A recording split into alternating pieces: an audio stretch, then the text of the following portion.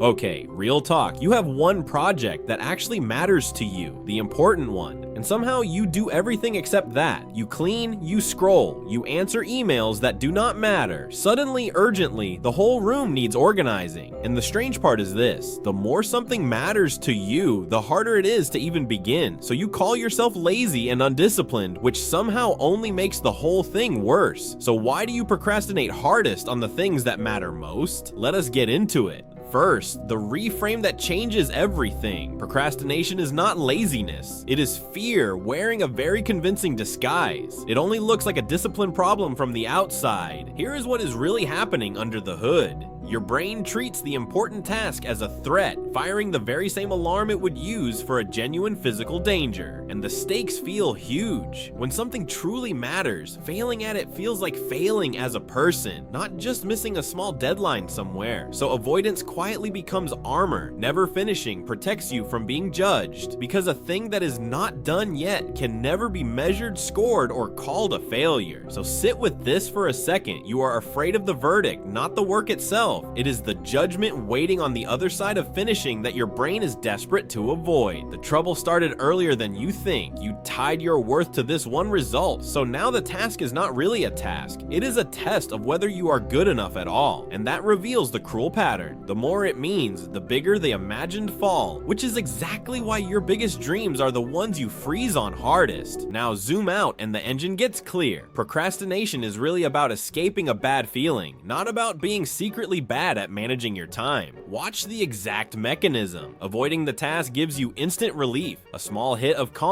the very second you let yourself look away from it. But that calm comes with a hidden bill. That relief teaches your brain to avoid it again, wiring the whole habit a little deeper into you with every single escape, and it compounds fast. Every delay makes the task feel even scarier, until a small, simple job has swollen into a towering monster you genuinely cannot bear to face. There is a twin hiding in here too. Perfectionism and procrastination are the same fear in two different costumes. If it cannot be perfect, some part of you would rather not start it at all. This is why beginnings feel the hardest. A blank page holds every possible failure at once, while a messy, imperfect first attempt only ever holds one small fixable one. Your wiring also badly warps time. Your brain massively overvalues right now, so a little comfort today easily outweighs a huge reward sitting quietly months away. And there is a quiet little betrayal in it. You treat future you like a stranger, cheerfully dumping today's hard task onto a person you have honestly never met. Now the loop tightens around you. Then shame makes the whole thing even harder, because on top of the task itself, you are also dragging the heavy weight of having avoided it. And the usual fix quietly backfires. Calling yourself lazy just adds more fear onto a pile that was already made of fear, which almost guarantees you avoid it even longer. But here's the truth that reframes all of it. You care so much that starting feels dangerous. Procrastination on this scale is a strange backward sign that the thing matters deeply to you. So let us actually fix it with tools. First, shrink the task until it feels almost stupid. Not write the essay, but open the document and type one single ugly sentence. And drop the biggest myth of all. You do not need motivation. You need to start, because motivation almost always shows up after the first tiny action, never politely before it. Second, separate your worth from the outcome. You are not your grade, your launch, or your final result. The work is simply a thing you do, not a verdict on who you fundamentally are. This next one is quietly magic. Give yourself permission to do it badly first. A rough, bad first draft can always be fixed later, but a perfect one that only lives in your head never can.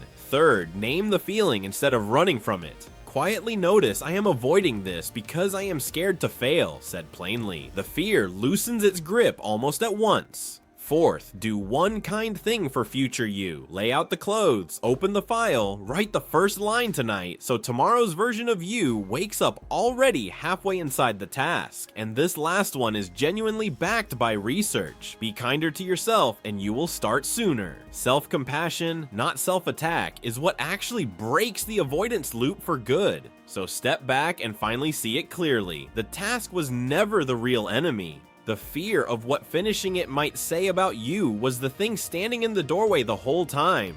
And maybe let this be the line you keep. Starting badly beats waiting perfectly every single time, because a rough thing that already exists will always defeat a flawless thing that never does. Your mind is honestly fascinating up close once you start really watching how it works. If you want to understand it one weird fact at a time, stick around because there is a lot more coming.